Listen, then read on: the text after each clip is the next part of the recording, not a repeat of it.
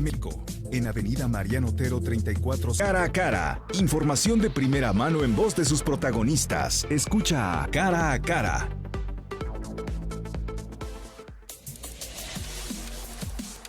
¿Qué tal? Buenos días, mi nombre es Laura Mora y hoy estaré contigo acompañándote una hora en este espacio Cara a Cara, donde hablaremos temas de interés y esperamos estar en comunicación directa contigo a través de nuestras líneas como es el WhatsApp 3122-4200. Nuestras redes sociales también están activas y esperando tus comentarios en Facebook, Twitter, Instagram, YouTube y TikTok. Solamente escribe Zona 3 Noticias, estaremos en comunicación directa.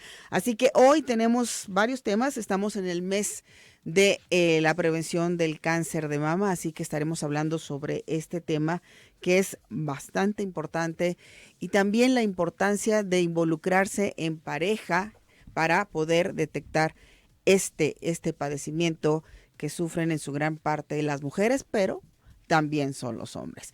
Y antes de irnos directamente ya a la entrevista que tenemos preparada para ti, quiero presentar al equipo que hace posible que tú nos escuches a través del 91.5 de FM. Y empezamos por el señor Omar Machain, que también es conductor del siguiente programa Zona de Conexión. Gracias, Omar.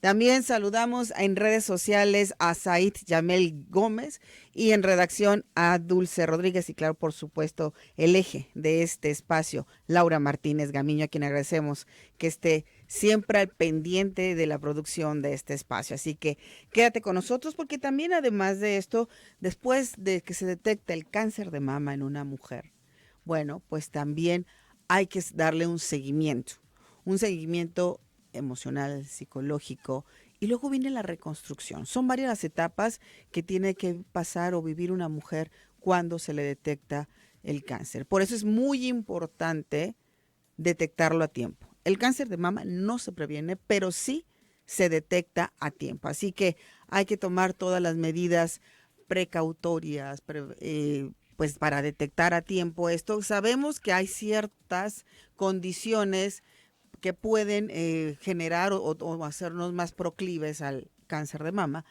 Pero bueno, nada está escrito porque también se han detectado personas que padecen cáncer de mama sin ninguna de estas preexistencias, ¿no? Cuestiones preexistentes. Pero bueno, para hablar más sobre este tema, ya tenemos en la línea telefónica y le agradecemos muchísimo al doctor Nahum Flores Chávez. Él es enlace interinstitucional de salud reproductiva de la Secretaría de Salud Jalisco. ¿Cómo estás, Nahum? Buenos días. Laura, muchísimas gracias. Muy buenos días. A tus órdenes, un saludo a tu audiencia. Pues muchísimas gracias por venir a platicar con nosotros sobre este tema tan importante que es la detección oportuna del cáncer de mama y lo que hay que hacer en un momento dado cuando esto sucede. Platícanos, Sí, pues por favor, vámonos desde el principio, vámonos desmenuzando cómo es que tiene que iniciar la mujer a hacerse estas autoexploraciones y todo el proceso, por favor. Sí, bueno, primero pues, tenemos que tener conciencia que el cáncer de mama pues sigue siendo un problema de salud pública en Jalisco, en México y en todo el mundo sigue siendo un problema presente. Y bueno, ¿qué herramientas hay a nivel internacional pues, encaminadas a la detección temprana? Tenemos la autoexploración mamaria, que debe de hacerse después de los 20 años de edad. Toda la mujer tiene que revisar por lo menos una vez al mes. Se recomienda que una semana después de que haya terminado su ciclo menstrual, pues acostumbran generalmente bañándose o cuando están acostadas, revisarse sus glándulas mamarias, con la intención de que conozcan el tejido mamario, la consistencia, para que si más adelante hay algún cambio en la estructura, pues sepan identificarlo. La segunda parte es, después de los 25 años, que acudan a una unidad médica, con un médico, con una enfermera capacitada, para que le hagan la exploración clínica. Y la tercera herramienta es, después de los 40 años, hacerse la mastografía.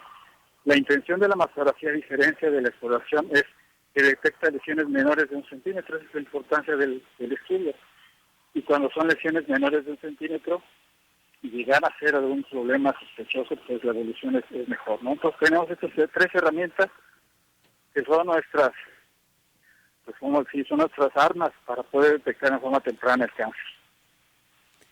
Pues sí, es muy importante esto que nos señalas.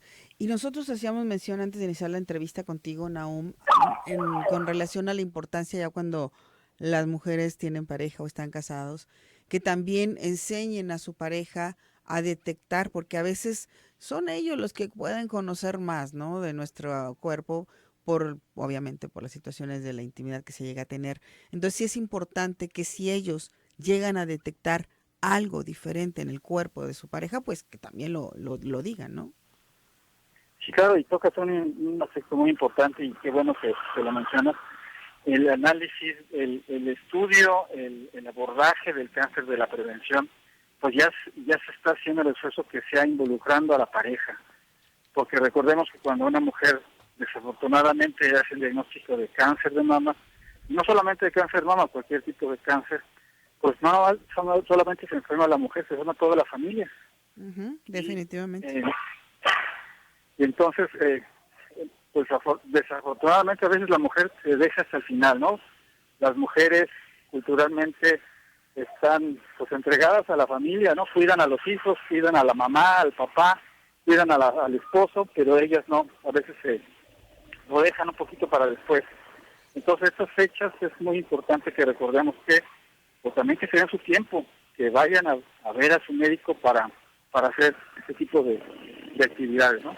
Fíjate, Nahum, que esto que comentas lo hemos platicado en diferentes espacios, de que desgraciadamente la mujer en el afán de no preocupar a los hijos, al marido o a la familia, si se llega a detectar algo, lo va dejando, como esperando o pensando que al no hacer caso ya no va a suceder nada, o está protegiendo a la familia. Pero es todo lo contrario. Al momento de que se detecta algo, hay que acudir inmediatamente al médico porque es cuando todavía se puede hacer algo, no cuando ya está en etapas más avanzadas. Que me gustaría, aún que nos platicaras cuáles son esos estadios que tiene el cáncer, qué significa el VIRAT 0, VIRAT 1, VIRAT 2, todo esto. Sí, bueno, la mayoría de todos los cánceres, los oncólogos internacionalmente está aceptado que se en base al tamaño, diferenciación y invasión del tejido que está afectado, lo clasifican generalmente son en cuatro tipos, ¿no? Uno, dos, tres, cuatro, y hay subtipos. A grandes rasgos son los primeros dos, sería un estadio temprano, y los estadios tardíos serían 3 y 4, con sus diferentes subtipos. Lo que mencionas del VIRAT es, hace algunos años, el Colegio Americano de Radiología trató de unificar los criterios a nivel internacional de los hallazgos que se ven en la mastografía. Hay 5, desde la etapa, desde el VIRAT 0, 1, 2, 3, 4 y 5, y tiene que ver con los hallazgos que en la radiografía se llegaran a ver que se asociaran más a un dato sospechoso. Recordemos que la mastografía no da el diagnóstico de cáncer, da imágenes sugestivas de algún problema que se pudiera llegar a presentar.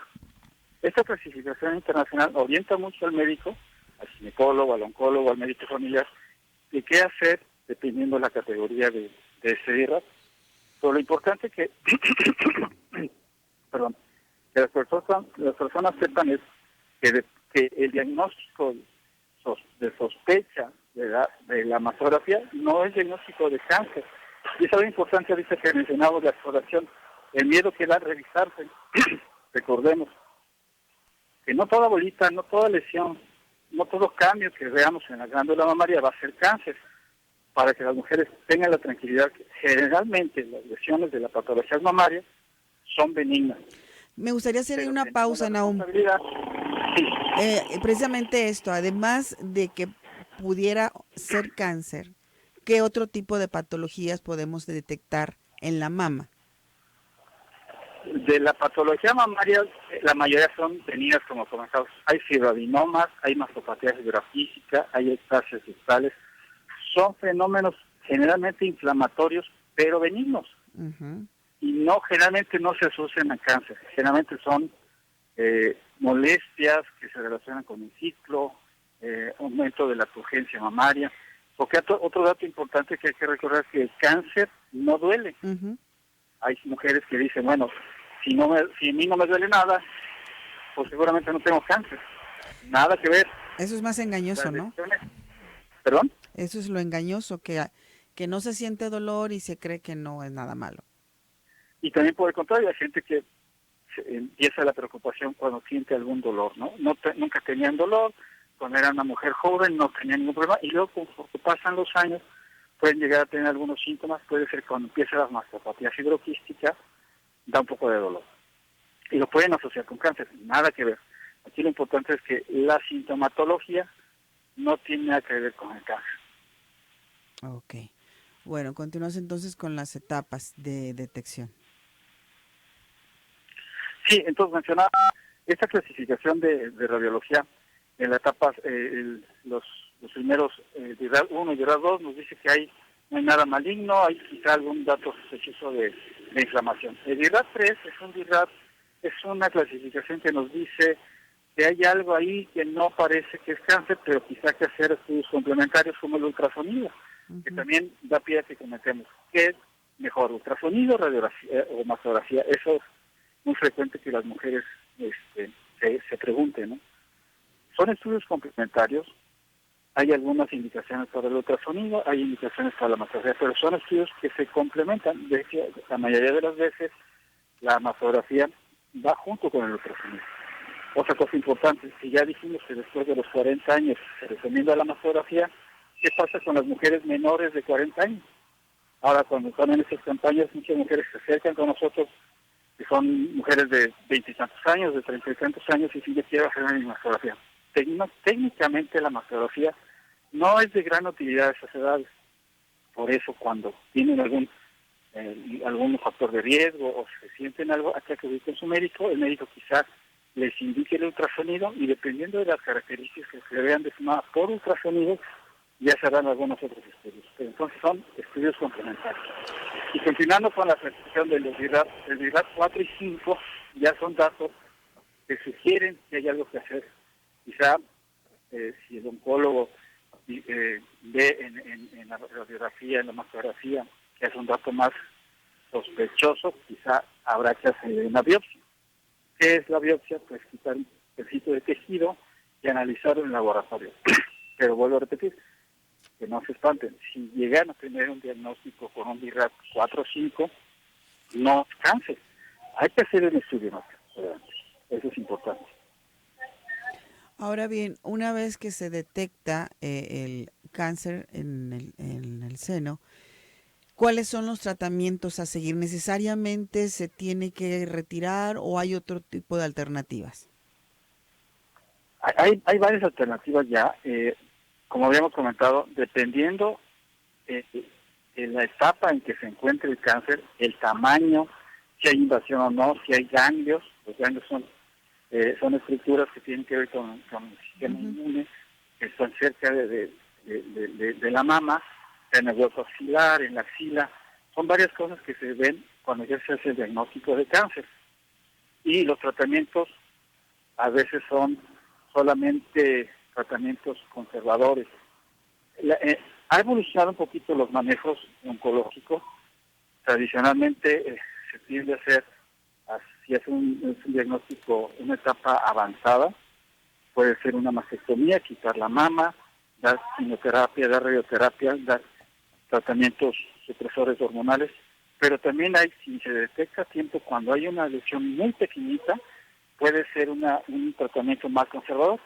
No se quita toda la mama, se quita una parte nada más y se dan tratamientos adyuvantes.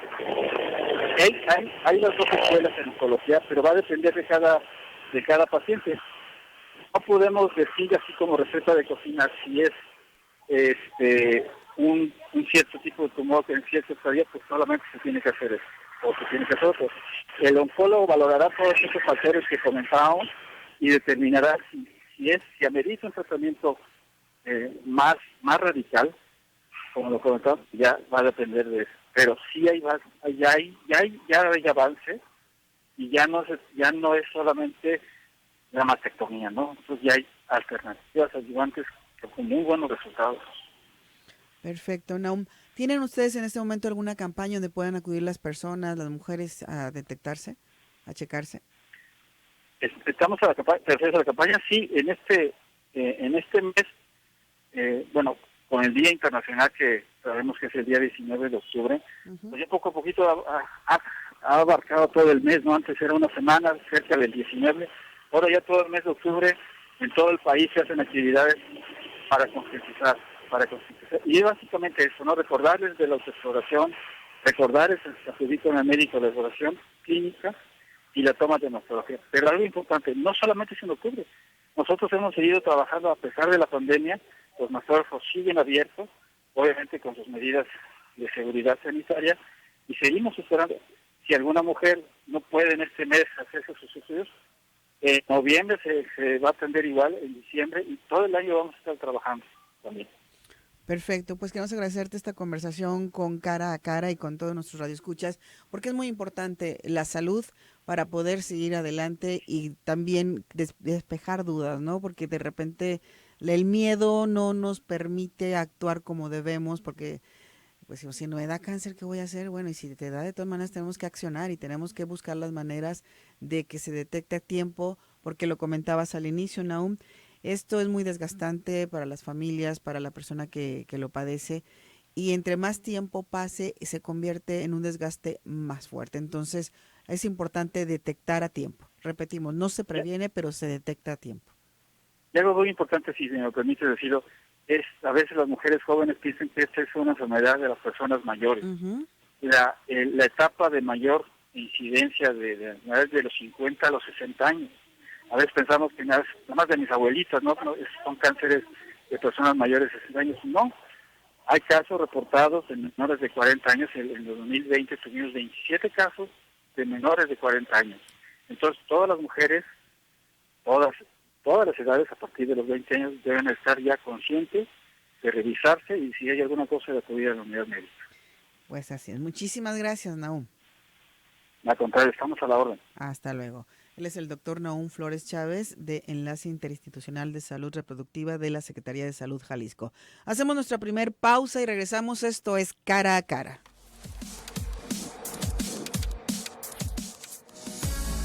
Mantengamos.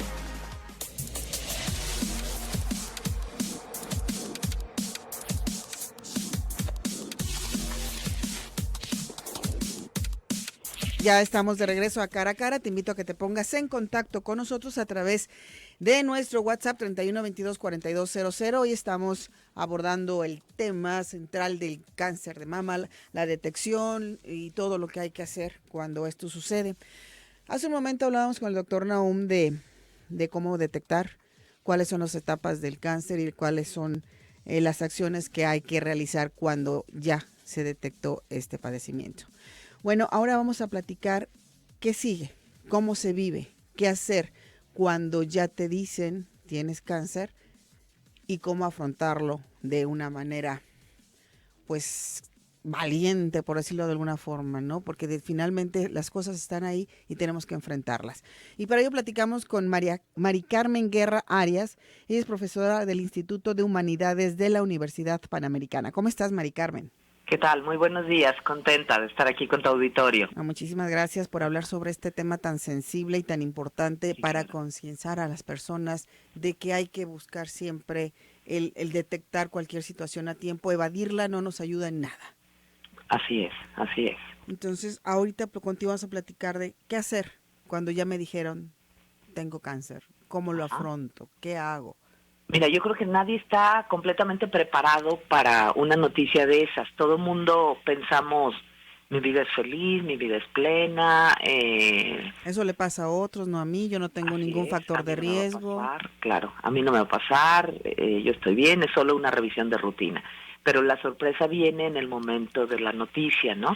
Entonces la respuesta a esa noticia es espontánea. Yo creo que por más que yo pueda decir en este momento hacia los que nos están escuchando, tú deberías reaccionar así o deberías pensar esto o deberías prepararte así, yo creo que es por demás. El hecho es que es una sorpresa muy grande, ¿no? Como si se abriera un abismo en el piso y entonces la persona cae. Y cae del rubro salud-enfermedad, ¿no? ¿Enfermo yo? No. Entonces la reacción es negación. no puede ser, se debieron haber equivocado, deben haber cambiado el estudio de otra persona, si yo estoy bien, si yo no he sentido ningún síntoma. Y entonces viene un bajón en la situación general de bienestar, ¿no? Que va a pasar, es el futurizarnos hacia los problemas que vendrán, ¿no? ¿Qué va a pasar? Mis hijos, mi funcionalidad de vida, mi trabajo, mi bienestar, ¿me voy a morir? Que creo que es el primer pensamiento catastrófico que viene, ¿no? La preocupación por la familia también, ¿no? Por supuesto. ¿Qué va a pasar con los hijos? Están muy chiquitos, no puede ser. ¿Y por qué a mí? Que viene esa otra pregunta fundamental en las crisis de la vida, ¿verdad? ¿Por qué no a alguien que no tiene hijos, que ya está en etapa terminal, que desea morir? ¿Por qué a mí, que estoy lleno de vida, o llena de vida, perdón? Y con toda la etapa de generatividad, o sea, estoy generando proyecto de vida, estoy muy ocupada en la generación del proyecto y esto viene a interrumpirlo, ¿no? Entonces, ¿qué hacer?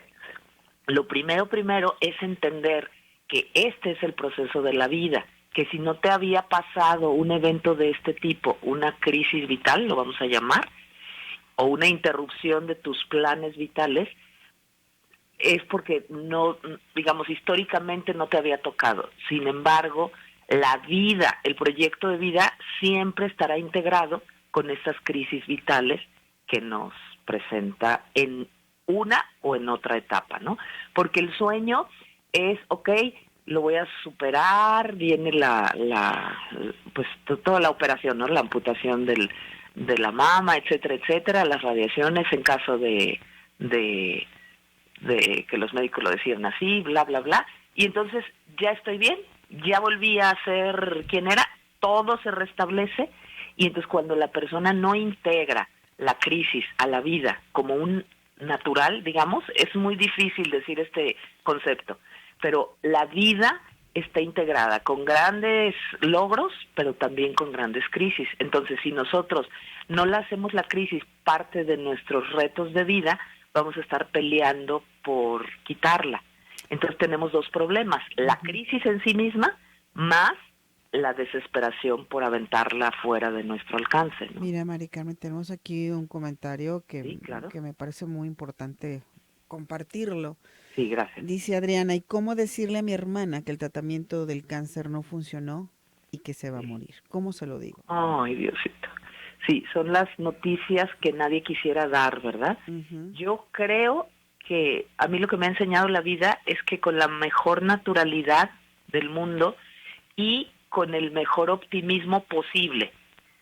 Es decir, hay algunos estudios que nos indican que un cáncer como el tuyo disminuye el tiempo de vida que nos podría quedar. De esos estudios, los que más han durado luchando con este tipo de cáncer son 5 años hacia abajo. Y es tu situación, porque mira, nadie somos Dios como para decir te quedan 2 días de vida, ¿no? ¿Cuántos casos conocemos en que han desahuciado a la persona y llega a sobrevivir? ¿Y cuántos casos conocemos en que el diagnóstico era muy optimista y la persona muere, ¿no? Pero entonces es un hecho que todos vamos a morir un día. Entonces cuando le presentas a la persona la posibilidad de que los días se acorten, pero que le queda esta esperanza de vida y que lo importante es cómo vamos a vivir estos días, ¿no? Hay un principio muy bonito, como vives, así deseamos morir como estamos viviendo, ¿no? Entonces estoy viviendo bien, contento, haciendo lo que me tocaba en este momento de vida, entonces voy a morir así, en santa paz, con mis asuntos ordenados, lanzando a los demás a que lancen su propio proyecto de vida, ¿no? Por ejemplo, los hijos que quedan tendrán el recuerdo de una madre que luchó en los últimos, si no son años, son meses o son días de vida, pero luchó con todas sus fuerzas, ¿no? Y entonces queda el ejemplo de alguien que enfrentó su enfermedad con entereza. Y eso provoca vida en el proyecto de vida de los que siguen. Y los que siguen se ponen de pie ante su proyecto, Nadie que acompañe a alguien en una enfermedad terminal queda igual. Al contrario, queda muy crecido, con mucha profundidad, valorando cada instante de vida, porque sabe que al otro se le fue o se le está yendo, y entonces valora lo que vive, ¿no? Mari Carmen, entre la decisión, porque imagino que muchas personas llegan a pensar, ¿le digo o no le digo? ¿O para qué le digo? Por supuesto. Si esto a lo mejor la va a acelerar el proceso. Más, claro. ¿Qué hacer cuando nos encontramos en esa disyuntiva de ¿se lo digo sí. o no? Porque tiene el derecho de saberlo, pero ¿cuál va a ser el beneficio? O sea, ¿qué hacer ahí ante esa duda? Claro, mira, no hay universales que yo les pueda contestar. Se debe reunir a la familia y el que ocupa el lugar importante en jerarquía, es el que debe tomar la palabra. No hay universales para decir una noticia de estos. Yo lo que sugiero es entender que la persona sí tiene derecho a saber, es un derecho humano, a cómo está mi situación de salud, y que lo que más conviene es mostrar la información lo mejor posible y la solidaridad y el amor de la familia incondicional junto con la noticia, ¿no? Pero entonces reunión familiar y analizar pros y contras y tomar ayuda de algún médico. Yo sí entiendo cuando el paciente está deprimido, cuando hubo intentos de suicidio, cuando la salud es tan frágil que no lo va a tolerar una noticia de esas, ¿no? Entonces tenemos que entrar como tutores emocionales para proteger la parte de vida que le queda a esta persona, ¿me explico? Pero estoy hablando de casos serios donde hubo depresión, medicamentos, intentos de suicidio, ¿no? Entonces ahí sabemos que una noticia de esas pues provoca inmediatamente otra explosión, ¿no? Pero en los casos naturales de una enfermedad normal, de una persona que ha enfrentado sus problemas en la vida, que le gustaría, digamos, hacer la mejor lucha posible, yo entiendo que después de esa reunión familiar conviene tomar decisiones y conviene platicarlo. Es muy difícil, no se anima toda la familia y todo el mundo le quisiera huir a una situación de esas.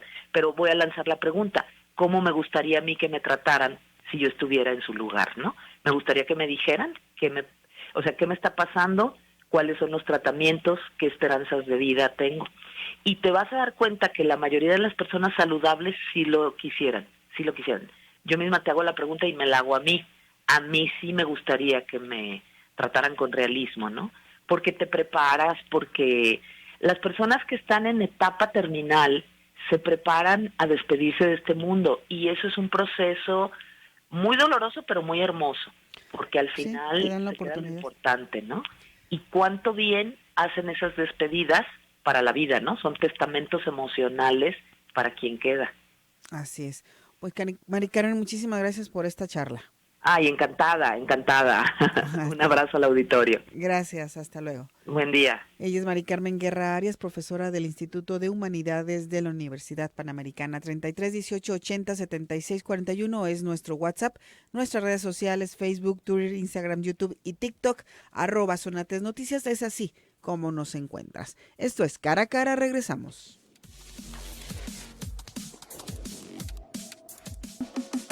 Cara a Cara, la entrevista.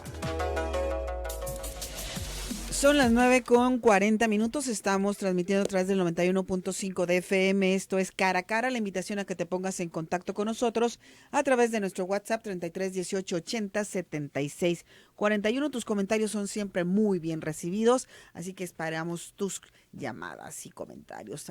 Puede ser texto o audio. Y en ese momento se encuentra con nosotros, le agradecemos que esté en la cabina visitándonos, gracias a la diputada Daniela Judith Hernández. ¿Cómo estás? Hola, Laura, muy bien, muchísimas gracias. Un gusto saludarte a ti y a todos los radioescuchas. Bueno, muchísimas gracias. Y sobre este tema que, bueno, ya tiene mucho tiempo, pues, hablándose de la importancia del apoyo a las mujeres lactantes. Esta iniciativa que estás presentando a favor de la lactancia. Platícanos de ella y cómo es que se te ocurrió o quisiste presentarla. Mira, pues es una iniciativa de ley. Es una ley completa para la protección, apoyo y fomento a la lactancia materna aquí en el estado. Hace unos minutos escuchaba que hablabas justo de la prevención del cáncer de mama y bueno, esto viene a complementar un poco lo que se está hablando todo este mes, lo que se habla siempre en el mes de octubre, de la prevención y tratamiento del cáncer de mama. Y bueno, la lactancia es una de las cosas que ayuda a prevenir o... Sí, una mujer que lacta, que da a su bebé, es menos propensa a Ujú. disminuye, es uno de los que disminuye los factores de riesgo. Disminuye los Así factores es. de riesgo, así es, y sobre todo si se hace una lactancia prolongada. ¿De qué hablamos de una lactancia prolongada de más de 2 años, por ejemplo? Entonces ayuda muchísimo. Así es, hemos visto la necesidad que se tiene de esto. Hubo un tiempo en que las mamás no le daban pecho o no lactaban a su bebé por darles fórmula, porque Claro. inmediatamente al salir del hospital decían, darle esta fórmula. Claro. Sí, pero se ha comprobado de la importancia que se tiene al hecho de darle los primeros fluidos, que es el calostro a los bebés, porque estos los protegen. Claro. Entonces, por eso es muy importante volver al origen, que es el mejor alimento que puede tener el bebé. Claro. Sí, y hablamos, la importancia de esta ley justo es proteger todo lo que tiene que ver con la lactancia materna, porque a veces nada más se habla del vínculo madre-bebé en torno a la lactancia, cuando no es así.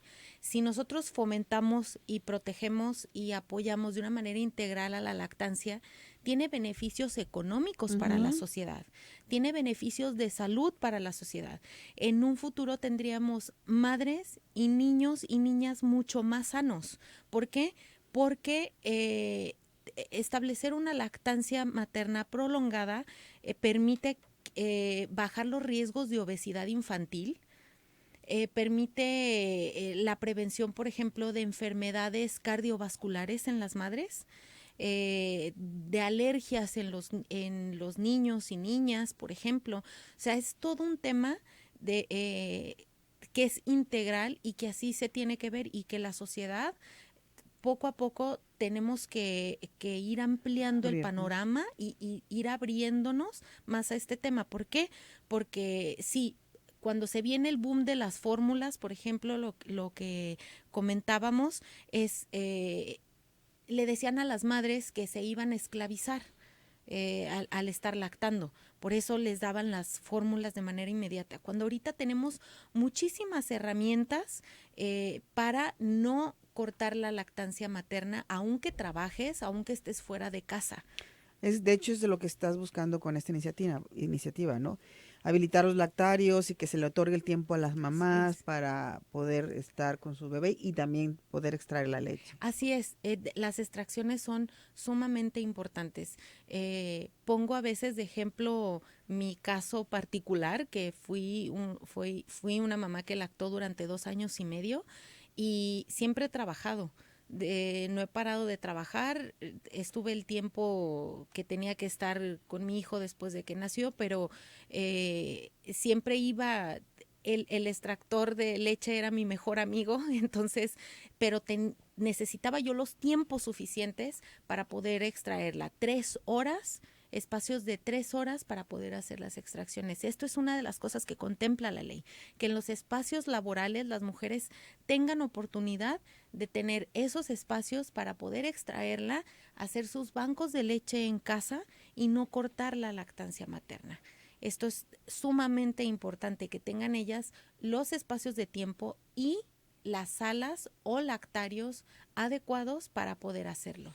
Es que esto es muy importante, darle ese espacio, darle esa privacidad donde se sienta cómoda, porque finalmente esto depende la salud, el estado de salud de su propio hijo, y todo esto repercute en, si yo soy una mujer que trabaja y tengo un hijo, un bebé bien alimentado, bien cuidado, pues obviamente al no enfermarse voy a faltar menos al trabajo. Así es. O sea, hay que ver todos los pros y los contras, ¿no? Y creo que el tiempo que le dediques a extraer la leche, al cuidar la salud de tu bebé, pues también va a beneficiar en el trabajo.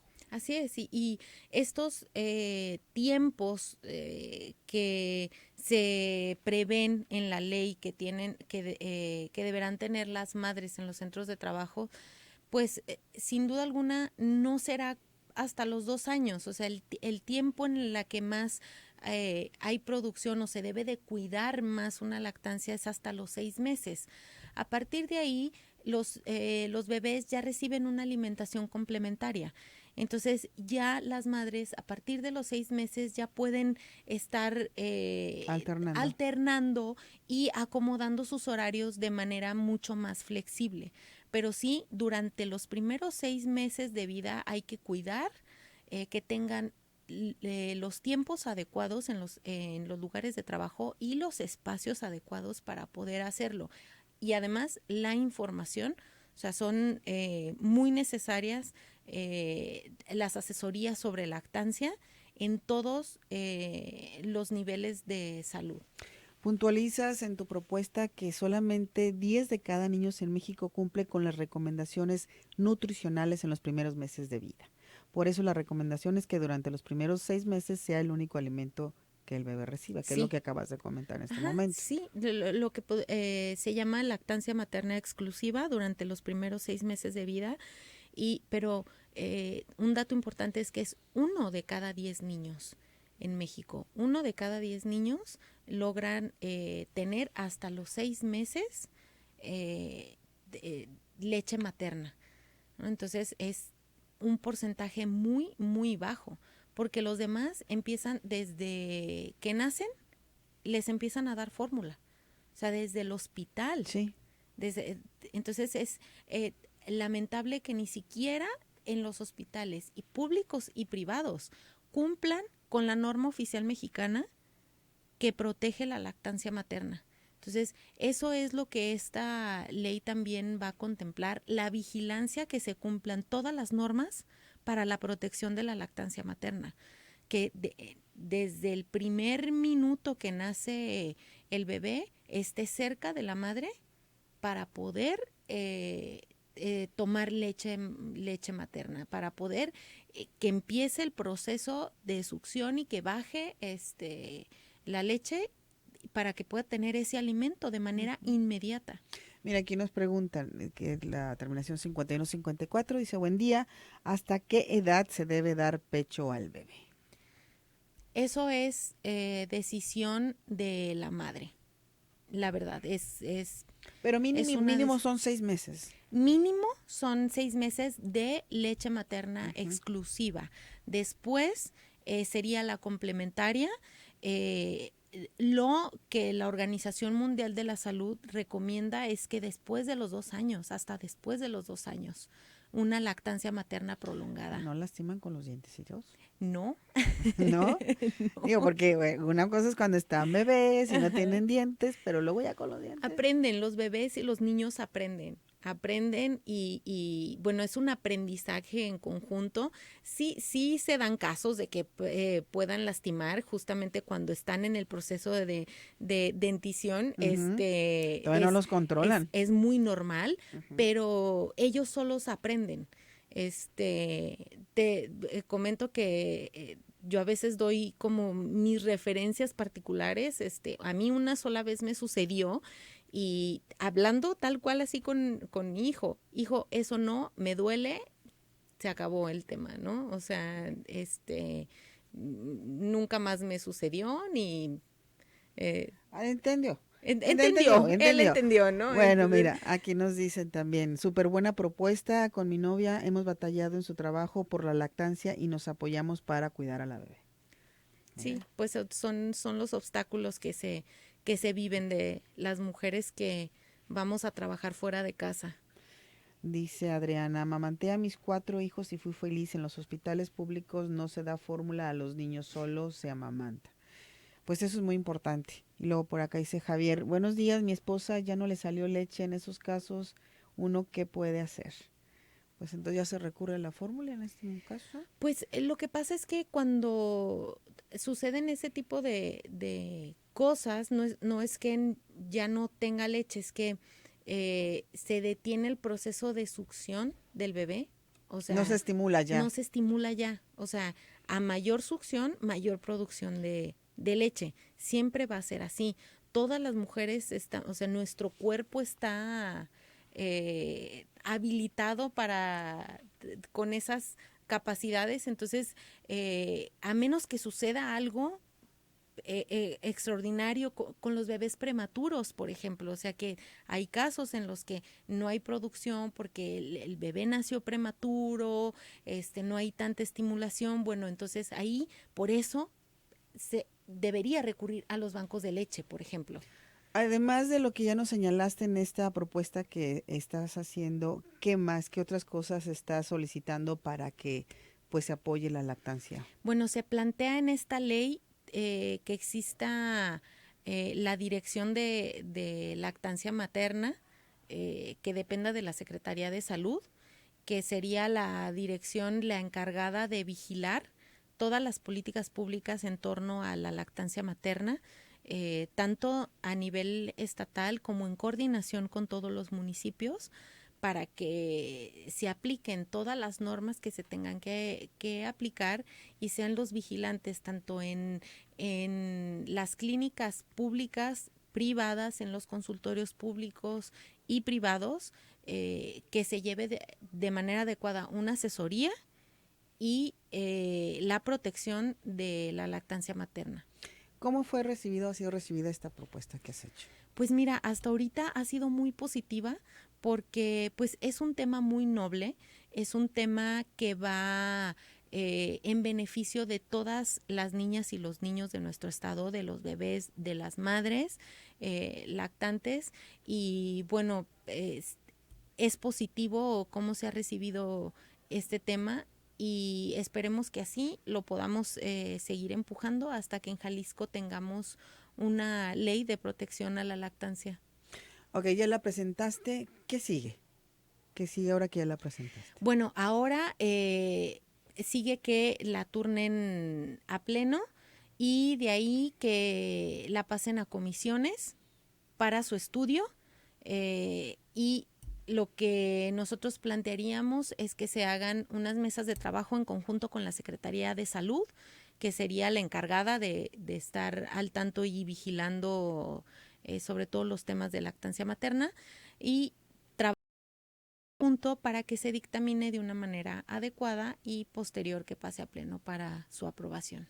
Y eso también es muy importante, lo comentábamos antes de entrar al aire, el hecho de que tenemos también que respetar a las mujeres cuando en la calle están lactando, están dándole de comer a los bebés, porque de repente como que se volvió un crimen el hecho de que la mujer esté con su bebé dándole, pues como se dice comúnmente, dándole pecho, Claro. ya es señalada, ya es mal vista, cuando es un acto, pues no, lo más natural del mundo, estás alimentando a tu bebé. Claro. Entonces es importante también que hagamos conciencia de esto, que no se sexualice tanto el cuerpo de la mujer como lo comentabas hace un momento, y que aprendamos y que volvamos a ese respeto al derecho de alimentar en la calle. Bueno, porque de repente dicen, no, es que porque en la calle, porque no se va a algún lugar. Bueno, si en ese momento es la hora de darle de comer al bebé, ¿qué tiene? Como dirían por ahí. Es. ¿Y qué tiene? Sí, es que el cuerpo de las mujeres está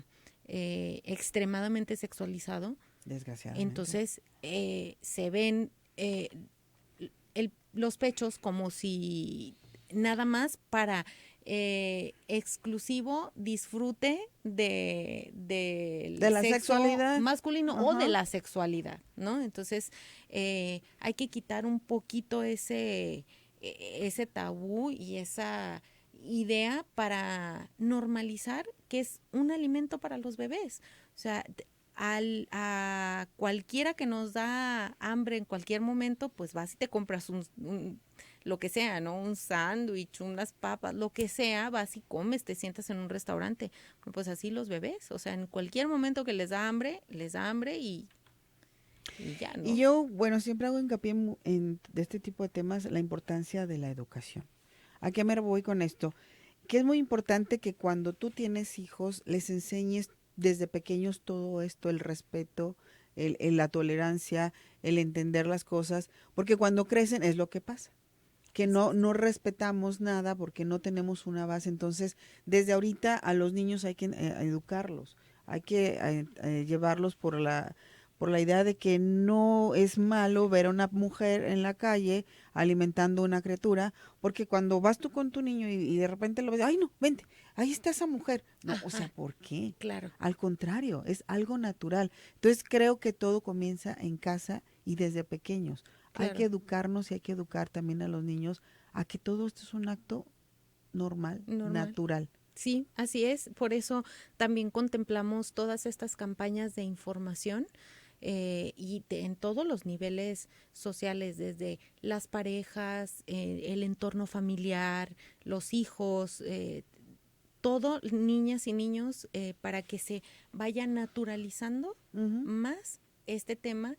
Y como te comento, Laura, tener en un futuro niñas y niños más sanos. Así es. Ya estamos casi por terminar. Me gustaría entonces que nos repitieras cuáles son tus puntos de esta iniciativa, cuáles son los que nos puedes compartir que consideres más importantes. Mira, otra de las figuras que contempla esta iniciativa son las asesoras de lactancia. Son una figura que debe existir dentro de todas las clínicas y dentro de todos los hospitales, sobre todo los materno-infantiles que atienden más maternidades, esta figura de las asesoras de lactancia que sean gratuitas, sean un servicio gratuito para todas las madres que quieran acudir para tener esa información y poder establecer una lactancia, porque yo la verdad es que de no haber sido por ellas, por las asesoras de lactancia que se dedican, que dedican su vida a esto, a promover la lactancia materna, para tener mujeres, madres y niños y niñas más sanos, es una figura muy, muy importante que debe existir en todos los hospitales y centros de salud y que exista de manera gratuita para que todos puedan acceder a ella. Fíjate qué interesante, yo nunca había escuchado hablar de las asesoras maternas. Sí, son asesoras de lactancia. De lactancia, perdón. Sí. Entonces ellas van y te indican y te dicen cuáles son los beneficios de la lactancia, van guiando a la mujer, porque me imagino que las primerizas son las que... Te enseñan muchísimas cosas. Para mí fue maravilloso acudir a ellas porque, bueno, existen diferentes grupos. Por ejemplo, está la Liga de la Leche, pero están otras agrupaciones, asociaciones, colectivos o inclusive asesoras de lactancia que a eso se dedican. Ese es su trabajo, que dan la información, ellas proveen de toda la información, sobre todo te enseñan, por ejemplo, un agarre adecuado del bebé. ¿Qué es un agarre adecuado? Bueno, pues que para que no vayas a sufrir de grietas y luego abandones la lactancia porque es muy doloroso, desde ese tipo de información, hasta después, por ejemplo, pasados los 2 o 3 meses, después viene una baja de producción y eso asusta a muchas mujeres, ¿no? Entonces, ellas te dicen, no, a ver, no te preocupes, es lo que va necesitando el bebé, es maravilloso el proceso en el que ellas te acompañan. Se nos acabó el tiempo, Daniela, pero pues un placer platicar contigo. Vamos a darle seguimiento a esta iniciativa y ojalá sea aprobada. Ojalá que sí. Muchísimas gracias, Laura, por el espacio y yo estoy ahí a la orden y gracias a todos y a todas por escuchar. Muchísimas gracias a la diputada Daniela Judith Hernández por haber estado con nosotros y a ti por habernos acompañado a esta hora en Cara a Cara. Se quedan con el señor Omar Machain y Zona de Conexión más adelante. Hoy el Minotauro andará en las calles llevándote regalos y sorpresas. Muchísimas gracias. Gracias a Laura, a Omar, ¿quién más está allá? A Dulce y a Said. Mi nombre es Laura Mora. Buen fin de semana.